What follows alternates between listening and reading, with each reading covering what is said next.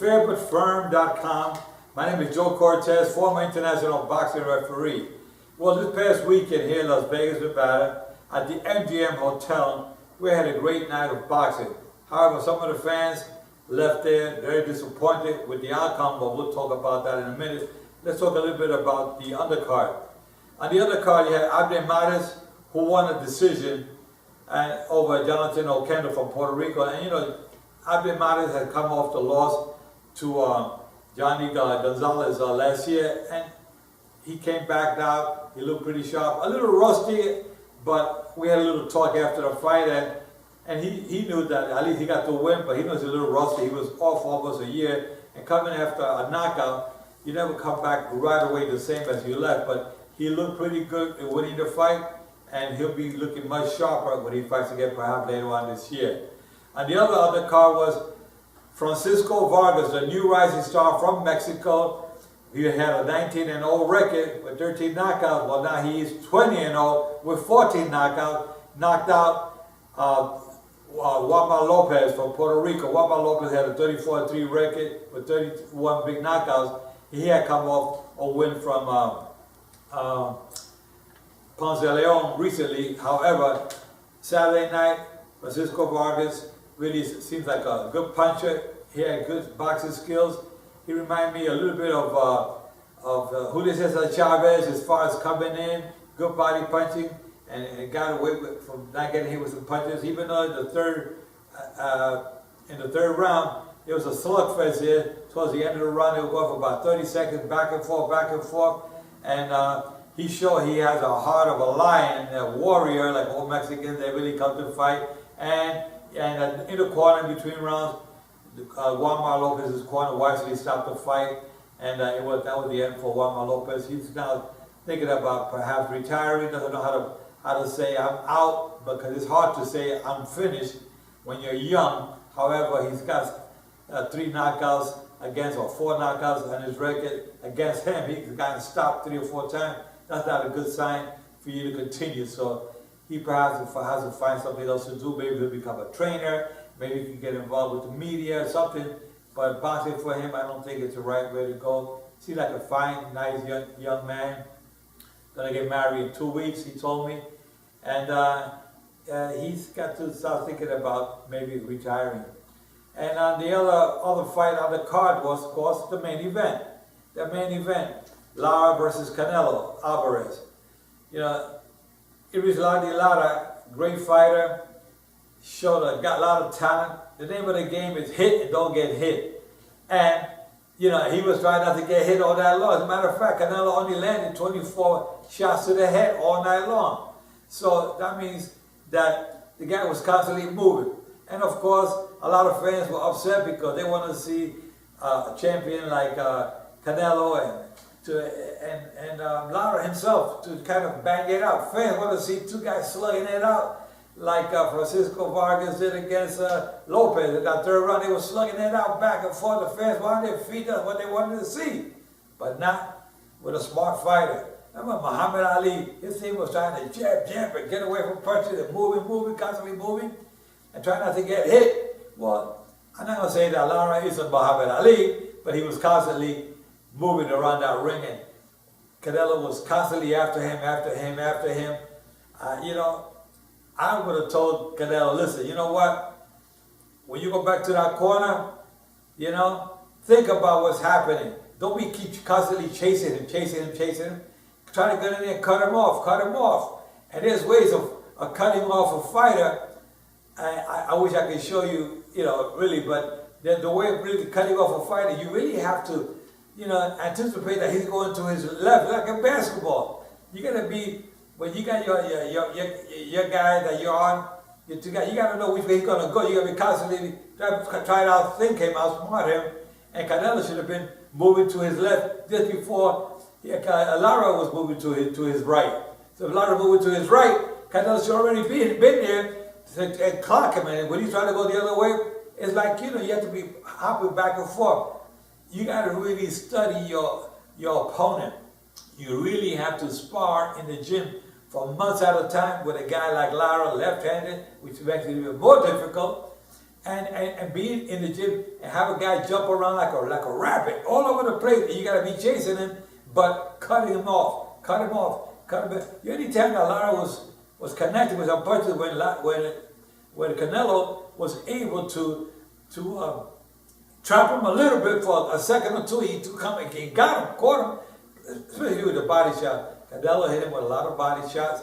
A lot of them were caught on the elbows, but you know what? He worked good to the body. It was a tough fight to score. I mean, the judges had it 115 to 113 for Canelo, 115, 113 for Lara, and Levy Martinez had it 117, 111 for Canelo. And that's where the question mark comes about that last scoring. Ronnie Shields, Lara's trainer, said at the press conference, I can accept 115, 113 either way, but that 117, 111, that one I cannot accept. So of course, the Nevada State Athletic Commission wants to talk with Levy Martinez, and they want to see, according to what I read in the paper, they want to see how come he scored only 3 rounds for Lara and the other 9 for Canelo, and especially the 12th round where the other 2 judges gave it to Canelo and he gave it to Lara. They didn't give it to Lara because Lara only had 2 previous rounds that he wasn't going to just throw him one just because, you know. So those are the kind of things they look at in boxing, and it's not good for boxing when you have such a wide spread like that. And I know Levy Martinez. I've seen him. He's been in Nevada for many fights in the past. But sometimes you have an off night, and can you get influenced by the crowd? Can you get influenced by the reputation that a particular fighter has? You going with a favorite fighter? You know, things like that. This is what the commission has to look at to see what's going on in the fighter, in the judge's mind. Not that the fights are fixed. It's just that human nature, you sometimes score what you hear and not what you see. So that's what makes it a little bit. But I have a solution for this. At least I think I have a good solution, because I try to leave no stones unturned. Now, don't forget, I've been in boxing for over 55 years of my life, even though I look like I'm only 20. But what happens is this. In boxing, your coach, and let's say in baseball, the manager of a baseball team knows all his players, okay? If a manager knows all his players, he knows who's got to be in what position and when he can pull him out against a certain pitcher, or if the bases are loaded and you know your pitcher and they kind of has a pinch hit, batter comes up to the plate and the manager says, uh-oh, this guy got to cause my pitcher problem. Let me pull out my player. I got to pull out Whitey Ford and put in somebody else. You know, you got a great pitcher, but you got to pull him out just because he knows, the manager knows his player. He knows that his pitcher probably can get hit against this dangerous batter. So what I'm trying to say is that in boxing, the executive director or the person in charge of the sanctioning bodies who assigns the officials should know his players. His players are the judges and the referee.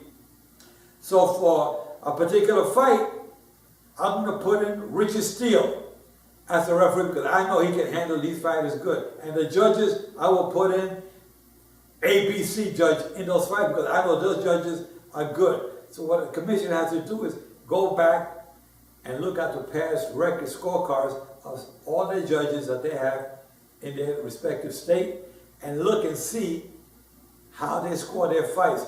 And if a fighter was a boxer and a slugger, how did that particular judge score that particular round, on that particular fight? What was the outcome?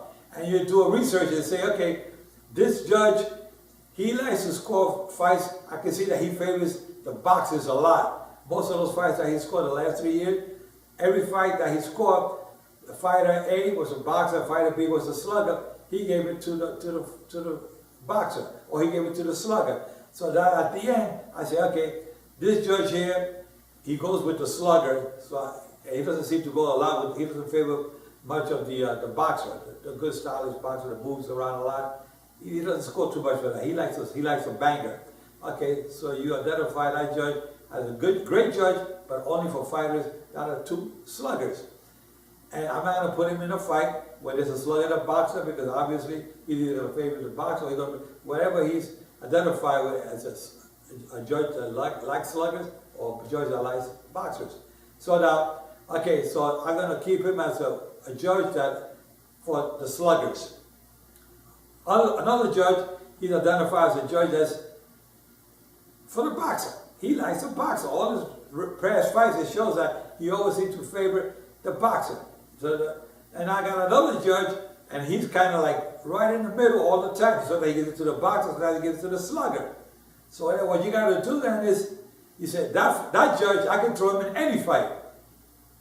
But now, the judge that favors the slugger, I'm going to put him in a fight that there's two sluggers. And the judge that likes the boxers, I'm going to put him in a fight and match him up with two boxers. So you're matching up your fighters along with your officials, judges and referees. Not too much worry about the referee, because we're talking about scoring, but let the manager, which it means the executive director, the manager of the team, know all his players, which are the judges and the referees. Once you can narrow that down, you're going to have less controversial fights. And I say that judges have to remember, just because a fighter is a champion, just because he's a favorite, doesn't mean that he's going to get the close rounds. You know, that's a myth. People say, oh, the champion always gets the close rounds. No. When the fighter comes into the ring, there's fighter A, fighter B. When they take off that belt in the ring, the belt is given to the supervisor. The supervisor takes that belt, in turn gives it over to the commission. That means that there's no champion in the ring. The belt is then given to the winner at the end. So it should be fighter A against fighter B. So now, this is where the judges have to remember that. Don't favor a fighter just because he's a champion or because he's a favorite before the fight, a 2-to-1 favorite or whatever. You got to stay away from that. And if you can't handle that, then you can't handle the hot seat, then you should not be a judge nor a referee. With that said, guys, talk to you next week.